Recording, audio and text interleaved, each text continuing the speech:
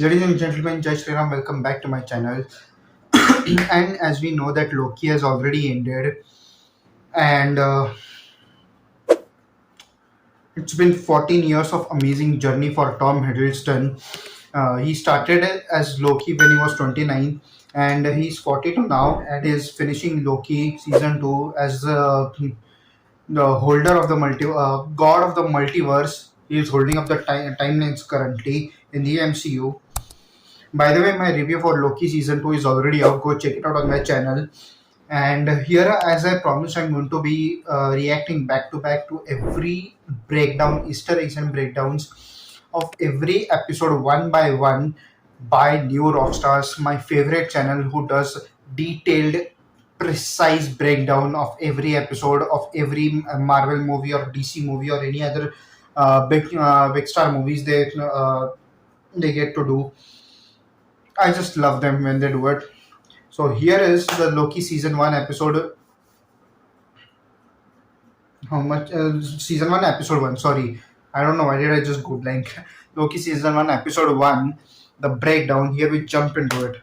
Welcome back to New Rockstars. I'm Eric Voss, and this is a breakdown of Loki Season 2, Episode 1. Loki has been one of my favorite MCU titles ever, and so far Season 2 is building on the high-concept humor and marvelous mystery, even without an appearance from...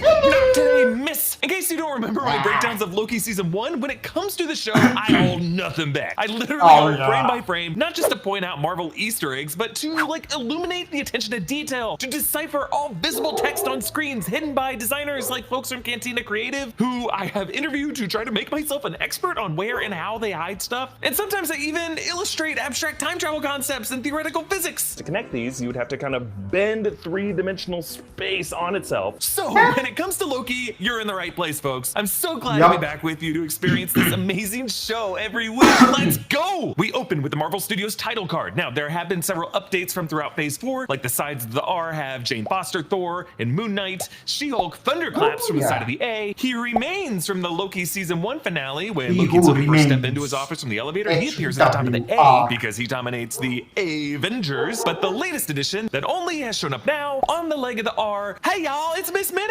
This is a moment when she was flipping through the fake TVA records on a fake TVA spacecraft that would fly through the void to stall Sylvie, and it was one of the only moments Miss Minutes and Renslayer ever worked together in cahoots quite like this, at least so far. And yes, on the main Marvel Studios title, you see Kamala Khan appearing in the R, and then Shuri from Black Panther Wakanda Forever appearing in the V. And yes, this whole title is colored green and gold, which are Loki's colors. Okay, we open on the eyes of the statue of a Kang variant, He Who Remains, towering over the TVA, just as another statue did in the final shots of Season 1, after Loki was pushed by Sylvie through a time door from He Who Remains Citadel at the end of time back into the TVA. Now, it's worth noting that this He Who Remains statue is not the one Loki ended on in the first season. That was back in the TVA archives section. This is in the main part of the TVA from the legal courtroom level. But starting with He Who Remains eyes puts us in an apprehensive state. Like whatever we do, some version of Kang is out there always watching us. Actually, in various shots of this background, several of these statues are scattered across this vast interior, looking out in all different directions. So we see Loki sprinting from Mobius and the other hunters, and his head perfectly aligns with the statue of He Remains in the background, which is a clever little way of showing how Loki considers it his responsibility to rule the TVA in He Remains stead. Meanwhile, Mobius and the hunters' heads don't align quite as well. And it's just so sad to see Loki in slow motion turn back to look into the eyes of Mobius, his friend, and realize that this past version of Mobius has no idea who he is. The last time Loki and Mobius were on this walkway actually was when they really didn't know who each other were, back in the very first episode of the series, after Mobius took Loki out of the courtroom. And back then, it was a dark TVA background. Here, there is some light in the distance, as we are seeing the TVA in an earlier past era, when He Remains still ruled it somewhat transparently, before he wiped everyone's minds and began hiding behind the timekeepers. Mobius and B-15 do not know who Loki is, as this would be before he ever met them, but the confusing part of this is, when Loki approached this past Mobius and this past B-15, they were talking about this. That's what, 63 new branches in this unit alone? Does he want us to just let them all branch branch? Well, at this point, how are we even going to stop it? So those 63 branches must not be referring to Sylvie rupturing the sacred timeline in the present, as we did see Mobius and B-15 reacting to that moments earlier in the present day TVA, a moment that we actually see in these opening minutes here in the present. But rather, those 63 branches that they're talking about in the archive must be referring to some other past incident in the past TVA, where the sacred timeline also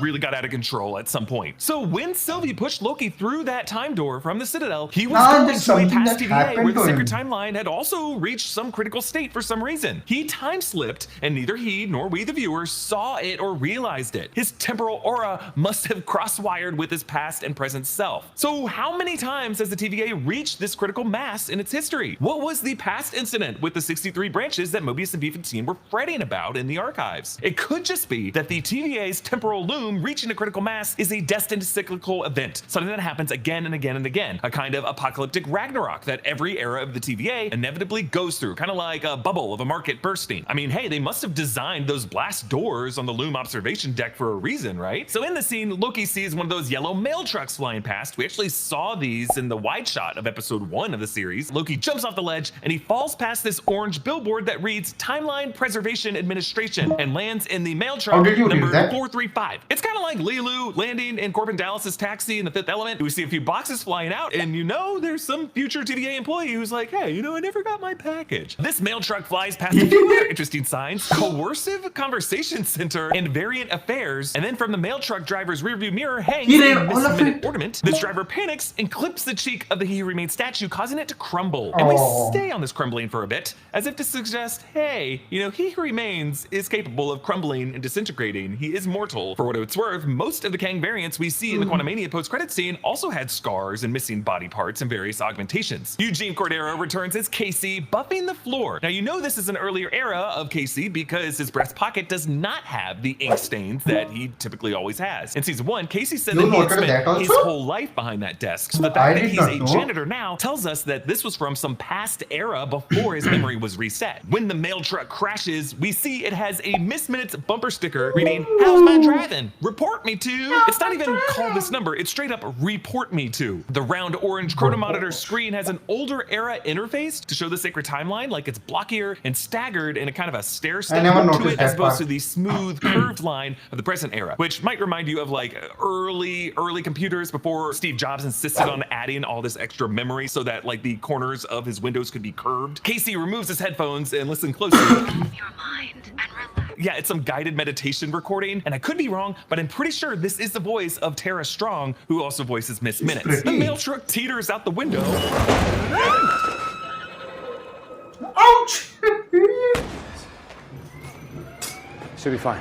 Yeah, we hear a thud, but you know, we also do see that mail truck smoking as it zigzags away, so maybe she is okay. The screen falls and cracks the floor emblem of the TVA. We see the hourglass logo and it's pierced by a sword. Because it's not just about time, these guys are slashing and burning timelines to maintain the order. There is a significantly long take of Loki appealing to Casey as directors Aaron Moorhead and Justin Benson use a handheld camera to whip back and forth between Loki and Casey. Just an interesting camera style that they're going to use throughout the episode, and what I love most about it is that it proves they are shooting these moments on practical sets that they actually built, whereas so much of what we see on Disney Plus is shot on the volume. Here they just keyed stuff in on a blue screen behind these sets. Loki experiences what we later learn is called time slipping, which has a sickening visual to it. Like Tom Hiddleston's face, his limbs contort and stretch from each other, looking like bubblegum. It's just a very cool way of showing a person becoming unstuck from time, to borrow Kurt Vonnegut's term for consciousness-based time travel in the novel Slaughterhouse-5. So time slipping is a type of time travel that I've defined in the past as vertical time travel, in which a character slides forwards or backwards within their own timeline. This is not to be confused with what I've called glitching or lateral time travel, in which you hop across different timelines or universes within a multiverse. Loki is doing what Doctor Strange does or Thanos does when they use the smoother, more intentional form of time slipping using the time stone, or what Kamala Khan does when she opens the bangle to tear a hole in space-time and go back to the 1940s. But the other kind of time travel, what I call lateral time travel, is more of like multiverse hopping. It's what Miles Morales does when he glitches in the animated Spider-Verse movies, or what Wanda Maximoff does when she dreamwalks in Multiverse of Madness. So Loki has now time slipped into the present, where the windows of this room are covered, which means that they might still be under repair from that mail truck crash that has now been written into the past. Casey now has the pens and ink stains in his front pocket, and the floor crack is now there. Has it always been there? It's too late. The crack?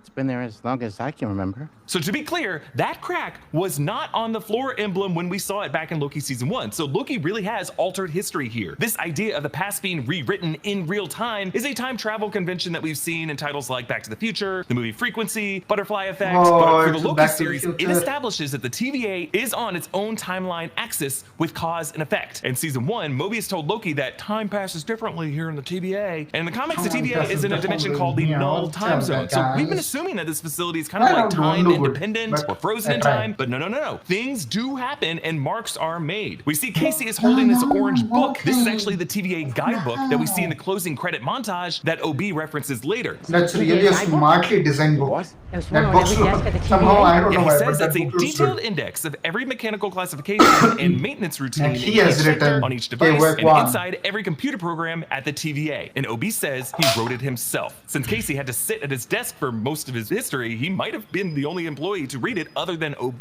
I think it's going to be a pretty important book to keep an eye on in the future. Yep. Okay, the white on black title with the flickering typefaces returns. This was designed by the Perception Design Lab, who said that they used the fonts of the titles from every MCU movie Loki has appeared in. So that would include the 3 Thor films, Avengers 2012 and Avengers Infinity War. Some of the typefaces Whoa, are that's Norse smart runes. work. At one point we see an O with little horns on it. Despite the changing text, the color is uniform to show that despite all these variations, we're still looking at a Loki. So back in the TVA present Mobius and present B-15 are still in that main chronomonitor bay reacting to the aftermath of Sylvie's decision. B-15 wants to tell everyone in the TVA that they're variants, but Mobius is wary. Hey, everything you've been doing is wrong, and all your gods are dead. Since Loki and Sylvie came into this as gods or demigods, the delusionment of gods and faith has really been the core of the he's series. lying. Since We Loki are worshipped gods. himself, It his was god cold. died in the very first episode, Glorious Purpose, as he has had to come to terms with the fact that everything he had been doing was wrong. Mobius realizes Miss Minutes is offline. Now, we last saw her in the season 1 finale in the Citadel, also when she was sandbagging Renslayer for TVA records. We know from trailer footage a version of her will show up in 1893 Chicago. yeah. We meet Hunter X5, played by Raphael Casal. Oh, he who looks we know really from good. Pre-season reports and trailer footage will also be playing the movie star Brad Wolfe at the Zaniac premiere in a future episode. But here we see he's also a TVA hunter, and he's kind of a jerk. He mocks Mobius's love of jet skis from that Wake magazine that was on What's wrong Mobius's with desk jet in skis? season Come 1. on, bro. Jet skis,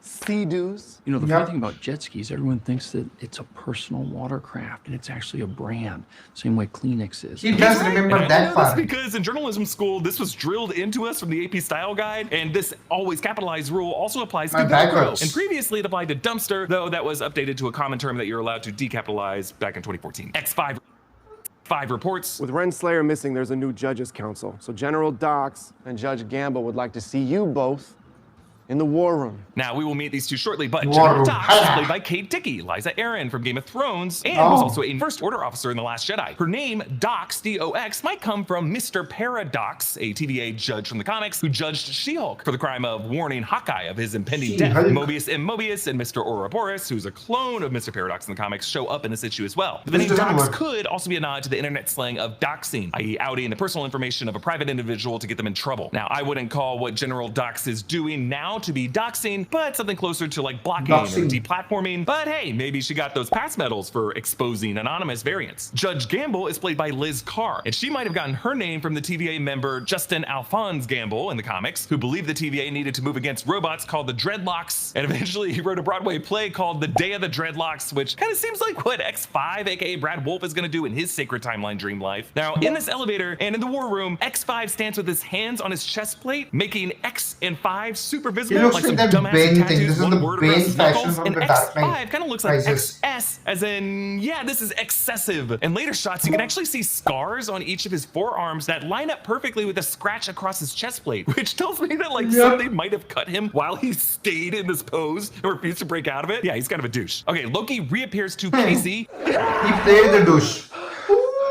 Yeah, this show and its jump scares. Like, remember that? In addition to Loki screaming, if you go through this gummy time slip frame by frame, his arm does reach out and swipe inches away from Casey's face. So yeah, the ink ain't the only thing leaking on Casey's clothes here. Loki tries to follow Present Mobius and Present B-15 to the war room. They probably heard the rumors. Yeah, they shot Owen Wilson and Wunmi Mosaku in handheld, so they must have played it in Tom Hiddleston in the background, and it looks pretty good. But what terrified Casey is just kind of a background That was nothing so to them. good. They run into Hunter D90, Neil Elise, who pruned Mobius last season and threatened the victims of Yes, Haven Hills boys. in episode 2. Actually ran into Neil in LA one time. He's a really nice guy. Loki finds the past war room and it's empty, but with a wall of 5 faces of He Who Remains, each angled in a kind of spectrum so that it looks like they're all looking in different directions. He's looking right at you, Loki. I felt like there are some cameras inside there.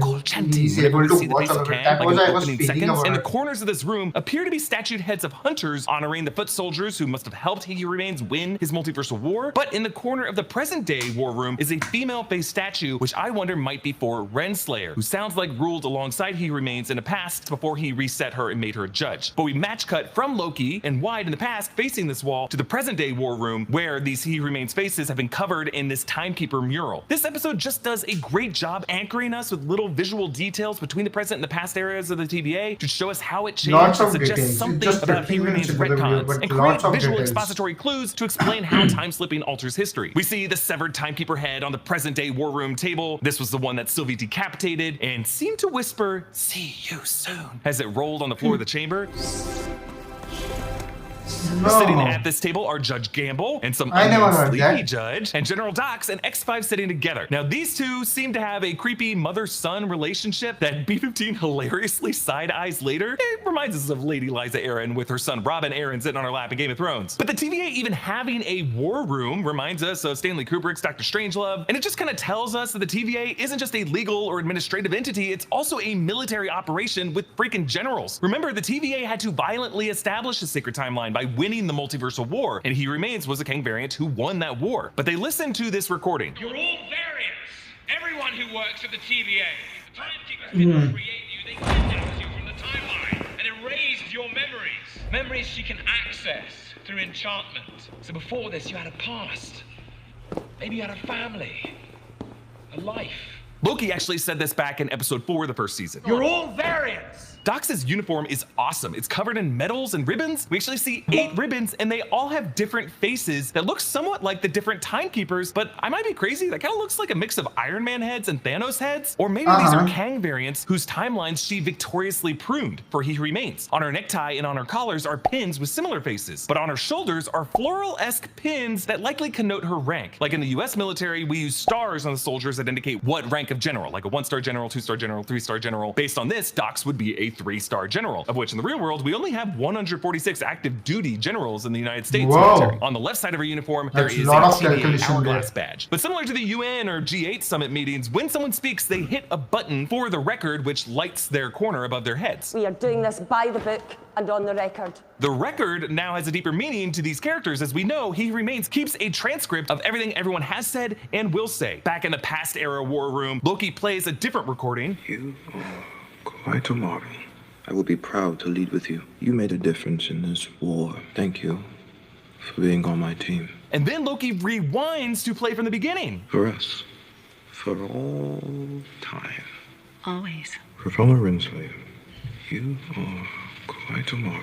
So much to take away here. He Who Remains and Renslayer once worked side by side, and she was instrumental in winning this multiversal war in which he pruned all other Kang's timelines. But then something happened for He Who Remains to change his mind and demote Renslayer to a judge who serves the timekeepers. And he calls her a Marvel, which can't be a coincidence, with the next MCU film being called The Marvels. It seems to elevate Renslayer to the status of a multiversal warrior, someone who could play a role alongside Carol and Monica in Secret Wars. Also, for us and always could have also been the origin of the term for all time always. When Loki rewinds the recording to hear the full thing, this is actually after he walked a full loop around this triangular table and returned to the starting point. Time is a flat circle. But let's not brush past this recording even being on this tape deck here. Someone in this past era of the TVA was listening to it in the war room, and they paused it in the middle of it right after hearing the name Ravonna Renslayer. I think Renslayer was here moments earlier in the past, and that might be what caused this past crisis with the 63 branches Mobius and B-15 were referring to. Now, it's kind of hard to tell, but the orange text on that screen with the sound wave bar across the top reads temporal audio chronometer, and then lists the word How did you timeline on the right read column all with of 3 it? character codes for each one, and then at the bottom are the words event, date, and vector, and then the date on the yeah, screen those is guys must have told you. 6/12/23/21. Now, we don't How know if did that they date was when the plan all recording of was this, made man? or when There's it was last lots listened to, of- but the lots TVA of is supposed to be a room from tiniest time and details. even a sacred timeline date, but we do know that Kang's original scientist identity of 21, Nathaniel Richards 21. began in the 31st century, and the multiversal war could have been a future event in our historical timeline, like in the 22nd century, the 23rd century, after which the TVA was formed, and that could set this listen to date as 23/21. I don't know. I have so many questions, but I do know these details are added by designers like the folks at Cantina Creative based on interviews I've done. They're all extremely talented and creative folks who will often pitch long lists of words and phrases to put on these screens for approval by the show producers and Marvel Studios. And actually, that Thanos multiple choice question in season 1 came out of this process from the Cantina designers. We'll get back to Loki in a moment, but first we want to say thanks to Spin Master for sponsoring this video, as well as introduce their new brand, 4D Build, featuring licensed 3D Marvel puzzles. 4D Build makes new cardstock 3D puzzle model kits. If you're a Marvel superfan who digs puzzles or wants to add to your museum of Marvel collectibles, you are gonna love these. Everything you need to build a 3D puzzle comes in the box. You're not gonna have to go hunt down like a tiny screwdriver or anything like that. Each box contains a set of cardstock puzzle sheets, instructions, and a punch tool to help get those pieces out. The instructions are super clear and easy to follow. Puzzle sheets have letters, puzzle pieces are numbered, and have colored dots to help connect them into the right places. So we got this Mjolnir, and it took us about 2 hours to build, which, you know, is less time than it took to forge. There is so much attention to detail, and the puzzles are super sturdy when they're done. They are designed with replica level detail and made for showing off, which is why every model comes with a display stand. To get a 4D Build Marvel puzzle model kit of your own, just click one of the links in the description below or head to Target or Amazon. For as little as $15, you can start your Marvel, Star Wars, or Harry Potter puzzle collection today. So Judge Campbell, the more rational of these new leaders, points out that D90 testified seeing Renslayer's variant in the sacred timeline, referring to that scene in the season 1 finale where B-15 and D90 confirmed Renslayer was once a principal at Franklin D. Roosevelt High School in Fremont, Ohio in 2018, and her name was Rebecca Termine there. That was Renslayer's comic alias when she was with Victor Timely in 1901. I just find it interesting that Judge Gamble's personal confession of her guilt for only issuing guilty verdicts, she keeps off the record, but then she hits the on-the-record light when she orders to pause all pruning. Loki time slips into the present, he snatches X5's pruning stick, and he prunes the Timekeeper mural wall to reveal the He Remains faces. It reminds me of Hela peeling back Asgard's ceiling in Ragnarok to show the original history that Odin had covered up. Just interesting that He Remains didn't erase his original statue faces, he like wallpapered over them, kind of like some part of him knew that he might want to come back into the light someday. Loki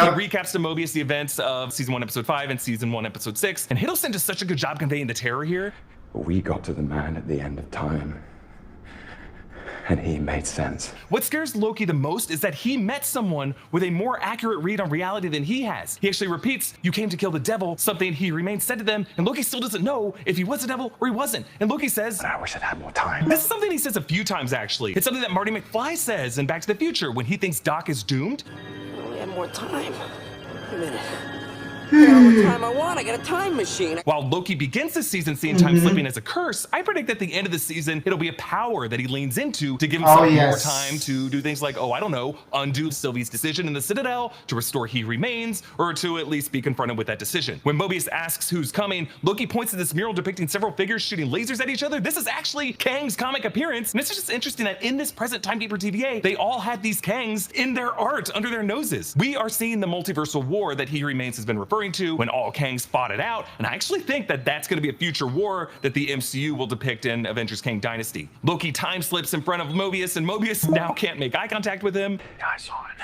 Yeah. What is it? How does it look? It looks. I mean, how does it feel? But when Loki time slips in the elevator, Mobius can't help but admit it looks horrible. It looks like you're being born or dying or both at the same time. Born and dying at the same time. Time is a flat circle, and so this condition is like both life events neutralizing each other out to extract one from reality. And we get this great camera gag. It's not that bad. I can handle it. How does it look? This is a common gag Wes Anderson loves to use, though maybe that's just with Owen Wilson being in it, but it's also something directors like the Russo brothers would do, to kind of like a third person is actually in the room gag in episodes of Arrested Development. Michael, you don't want to make the same mistake your mom made with Buster. What happened there? He turned out a little soft, a little doughy.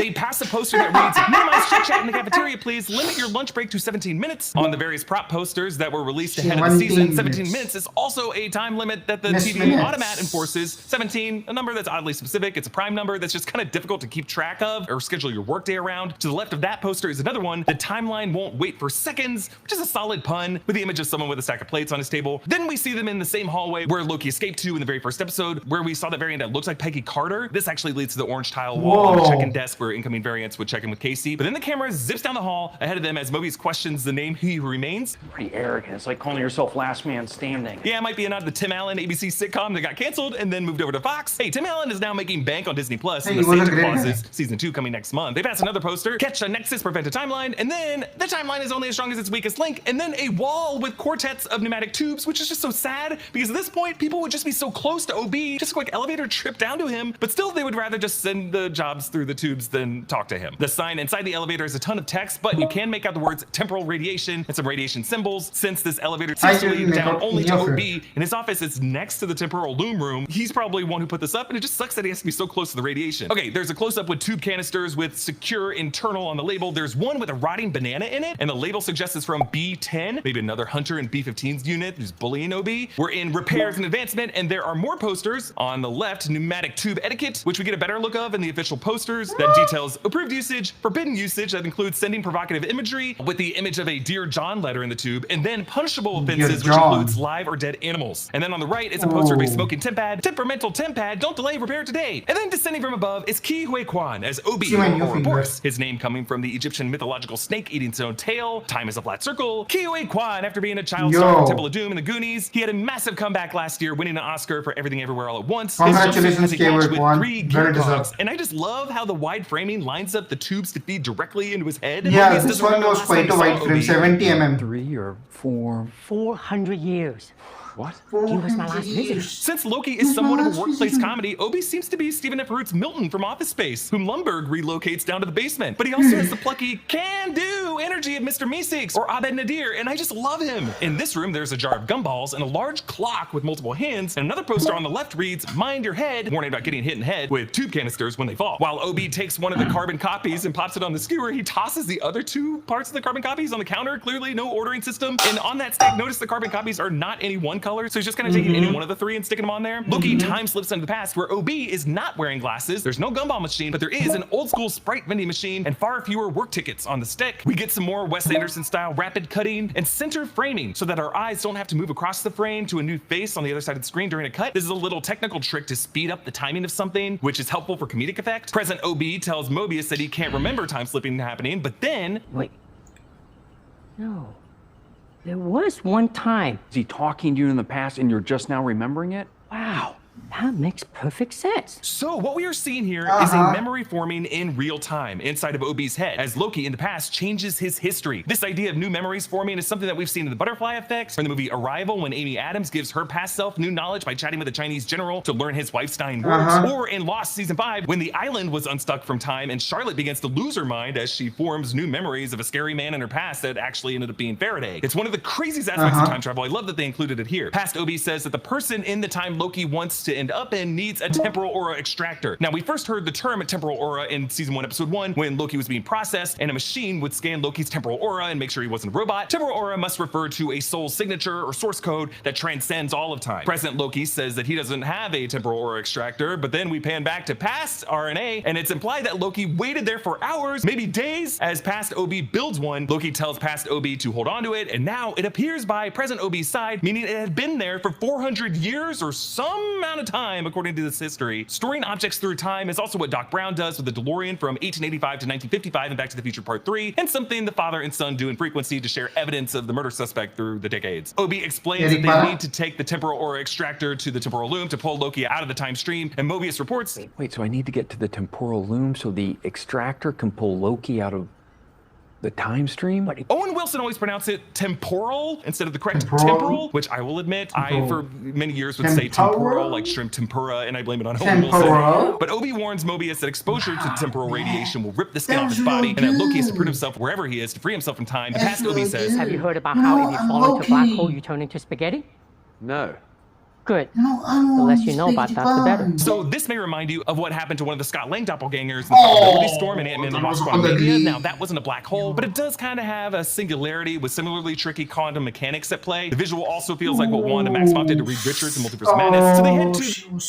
So they head to the temporal loom observation deck, what I'm going to call the loom room. Now the floor in the hallway has these follow me lines, a pale yellow one leading to the RNA room, and then a seafoam colored one leading to the loom room. They also have a hot chocolate machine by the elevator. The floor outside the loom room reads danger. Temporal radiation levels increase exponentially beyond this threshold. Likelihood of spaghettification increases 7,000%. Proceed with caution. The loom door has an X with a circle in the middle, opening from the center, which our writer Gina said looks similar to the Cerebro door in X-Men, and I agree. Obi says the temporal loom is where raw time is refined into physical timeline. I love this idea that time in its natural state is kind of raw and nebulous, but weaving it together into a causal history of events is an artificial construction and decision. Spaghetti is also an interesting example because this visual totally reminds me of a meat grinder making sausage. Seeing the timeline like this from the starting end reminds me of the open-ended end piece that Miss Minute showed Sylvie and Renslayer back in season 1, episode 5. And Mobius traces skin in the dust, which is ironic because technically dust itself is primarily composed of dead human skin. Obi explains that Loki has to wait for Mobius to install the extractor in the core, and that will turn the meter green, at which point Loki can prune himself. But because it's getting unstable, he's gonna have to shut the blast doors in 5 minutes to give himself extra time to retrofit this loom to accept more branches. So really, the stakes are set by all of these people's willingness to avoid pruning all these extra timelines and erasing countless lives. They are taking the more difficult path to save other people they haven't ever met. Loki time slips again, and at one point, the slipped face of Loki just pushes toward Mobius, looking faded as Hiddleston actually had to act out all of these spasms. Having learned from the crack on the floor, Loki uses the skin tracing to know that he must be in the future now. So President Obi loads Mobius into a hilariously puffy temporal radiation suit with an insanely bulky vent running in the back. It's not just inconvenient, it's also humiliating, and has the same tan and seafoam color scheme of Obi's jumpsuit. Obi warns that once the suit gives out, before his skin peels away, Mobius will get very old, fitting for an Indiana Jones actor to reference Indiana Jones' The Last Crusade when the false grail caused Donovan to rapidly age. Obi covers the crack in the helmet with a duct tape like Mark Watney does in The Martian, which could seal it shut at least in airless space, but it wouldn't keep out radiation. As he trudges out, on the outside of the building are the words "for all time always," which tells me that someone must have built this so that someone would look at this building from the outside in. Though I gotta say, while the rest of Mobius' suit padding will erode due to the temporal radiation, the duct tape is the one thing that doesn't burn away. So truly it is man's greatest invention. So in the future TVA, things have gotten even worse with the temporal loom crisis. A PA announcer says, TVA code 1127, all personnel report to your nearest time door evacuation point. But my question is, where do they evacuate to? Like, all of reality is about to explode. Do they go to the void? Is there some backup TVA? And Loki can see on this future TVA chrono monitor bay screen that even more branch timelines are cramming into that loom, most of them snaking off into the red zone. But it's interesting how these lines exist as dangerous branches before they even enter the loom, because earlier OB said that everything this side of the temporal loom was supposed to be abstract time. But I guess this traffic jam has caused some of that abstract time to actually turn into unwoven branches that should never be branches with nowhere to go but the red zone. And I do like how there's one swooping curved white line on the left through all of that, and I'm just kind of wondering what's going on with that one. So Loki runs out over the future exterior walkway, and you can actually see the background platforms have been updated from Solo Kang statues back to being 3 Timekeeper statues all propping up the platforms. I don't know if it's just me, but the whole vibe here, the sirens, the countdown, radiation, OB needing to punch in a code on an old computer terminal and then punch a button. Doesn't this season 2 premiere kind of feel like the season 2 premiere of Lost Inside the Hatch with Desmond, a character who later becomes a similarly time-displaced character? The Lost season 2 premiere totally kicked off that season with a similar breakneck pace and some bizarre crisis with a lot of weird new rules,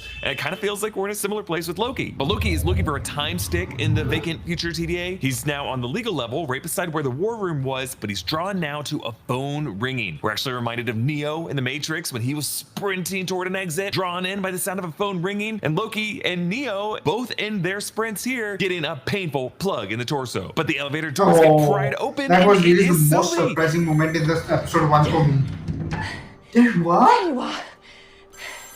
And yes, Natalie Holt's sorrowful violin music returns. This is the music that played when Loki saw the film reel footage of Frigga dying back in season 1. And here, if you look closely, a teardrop trickles down Loki's cheek right as he is pruned from behind. So it is some guardian angel, knowingly or unknowingly, who delivered exactly what he needed to survive right now. But to do it, they tragically had to pull him away from the face he most wanted to see. And speaking of teardrops, when Loki bursts out of that time stream to the present, he is reflected on Mobius's helmet in a way that makes it look like a sparkled teardrop is on Mobius's cheek. His prayers have been answered too. Two doomed souls adrift in a timeless wasteland smack into each other and propel both of them to a safe haven. Isn't that the perfect metaphor for what this series is all about? Meanwhile, a team led by General Dox and X5, after raiding the armory as D90 warned about before, now marches through a time door, and you can look inside their duffel bags to see they contain a whole bunch of reset charges. You know those canisters? So they're probably headed out to prune some timelines, as Doc said that she wanted to earlier. But they pass an orange poster that reads, "Your time cube atmosphere is enough to put you at ease." Although the gas inside the cube smells a bit noxious, be advised it is mostly non-toxic. Best to try and relax for what is coming next. But if time cubes squeeze the person inside, what would be coming next? The closing title sequence actually mixes in a lot of the imagery from the season 1 credit sequence, but they did plug in some new shots of things from the new season and some interesting curiosities. So we start with a severed timekeeper robot head, but then shortly after this we see some post-it notes on the wall with all kinds of weird phrases. There's a few uses of the word hex, then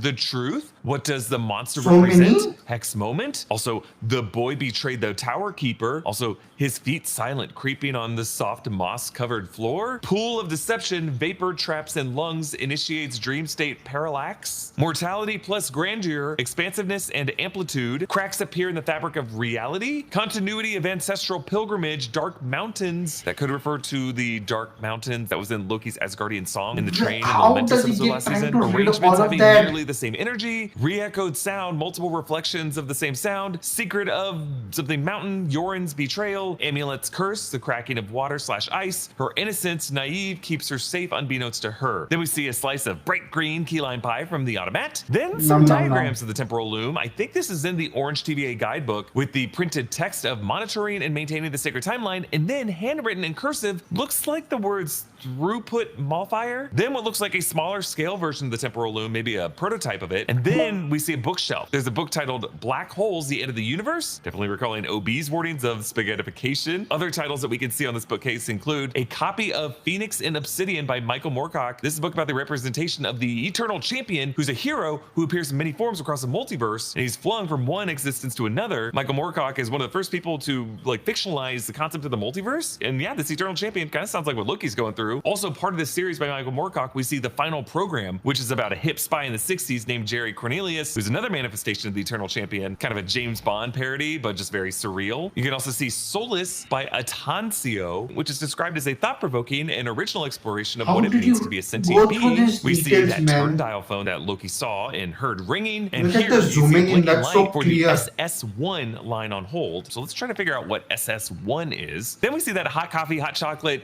an soup machine that they passed by the elevator on the RNA level. This machine's awesome. It has options to put milk and extra marshmallows in it. And yeah, this is actually a real machine, by the way, from the 60s in Britain. Then we see a few figurines of the temporal core and someone in that suit, and I assume this is gonna be part of a future episode. There's a quick shot of that Infinity Stone drawer from season 1, and then this monkey toy. I actually spotted this in the very first season 2 teaser footage that I broke down late last year. I'm telling you, I have been tracking everything for the show for the past several years. This monkey is a vintage 50s toy from Japanese toy maker Alps. It's made of tin and felt. Batteries go into the stereo. It normally comes with a little green sombrero, but this one doesn't have it. He strums the guitar and he sways and rocks his head as his feet tap. We see final photos and moments from this episode, and they always put this under the casting team, Sarah Haley Finn, because these are like headshots of these people that they had cast. We see OB, we see Judge Gamble, we see Beaver Teen's side eye moment, and then we see what she's looking at, General Dox and X5's creepy embrace, and then Loki. Then we see the 1982 McDonald's register under Sophia DiMartino's name. Then we see this warning poster that's actually outside the loom room, and this is hilarious. Life-saving protocols. Check your suit for defects before entry. Exposure to extreme temporal energy will result in fatal corporeal dehusking. Avoid spaghettification. Then there's some orange machine that looks like it's in that orange room where Loki will put the time cube on X5 based off of trailer footage. We see He Who Remains Tempad just kind of sitting on his desk. Then we see this other book, The Zartan Contingent by someone named A.D. Doug, PhD, which we think this might be a fake book. And that's interesting because all the other books we saw are actually real books. And then we see the TVA official handbook, which you'll notice at the bottom reads by Ouroboros. He wrote it. Okay, we end the season 2 premiere with a post-credit scene. 1982, Broxton, Oklahoma. Holy shit. Broxton, Oklahoma is a fun pull. This is where in the comics, after the Ragnarok event, Thor chooses the town of Broxton, Oklahoma to relocate the city of Asgard to, and he has it initially hovering over the ground by a few feet. So Broxton is being a very important location to the Marvel Comics in that era. And I love how the title on screen screen specifies branched timeline. So I guess going forward, the show is going to tell us when events are set on the single timeline and when they're in branches. So Sylvie, this is right after killing He Remains, she enters this 1982 McDonald's. Inside, you can see this creepy vintage McDonald's land tree that locations used to have. This guy looks high as hell. They're wearing the orange uniforms that are specific to the designs worn by employees in the late 70s. Remember, this is rural Oklahoma, so they might be a bit behind the wardrobe times compared to the big cities and suburbs. Sylvie tells Jack, who's just adorable. Not squirrel, not possum, not rats. Something that's already dead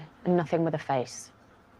Please. Yeah, having been on the run through apocalyptic events for eons, she's used to having to hunt her own food. And I love how Jack first plugs the new Chicken McNuggets. I love this detail because, as I pointed out in a video last summer, the Chicken McNuggets were first introduced in 1981. Just great continuity there. And Jack just goes on with the menu items. And Sylvie says, I want to try everything. Yeah, freaking Try Guys Keith here. But Sylvie really wants to just try everything in life. But McDonald's represents simple childhood joys that she never had growing up. And just trying everything on the McDonald's menu is really her first step to try to reclaim those simple pleasures that she was denied. So what can we expect from episode 2? Well, we're going to talk about that on Sunday because we're launching a new format called Sneak Peek. And for this season of Loki, Jessica Clemens is coming back. She and I are going to team up for these weekly heat checks for Loki, looking ahead to each next episode. You can support our channel by grabbing some merch available at nerdriot.shop. Subscribe to all 3 channels in the New Rockstars network. Thank you to Noah Chen for helping me write and research this breakdown. You can follow me on all social platforms at EABoss. Follow New Rockstars. Thanks for watching and bye. Welcome for watching. Bye y'all.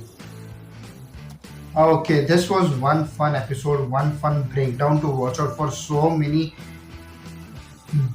minute details they have taken out. I mean, throughout the show, I didn't even think that there were things that existed over there, especially with all those posters over there.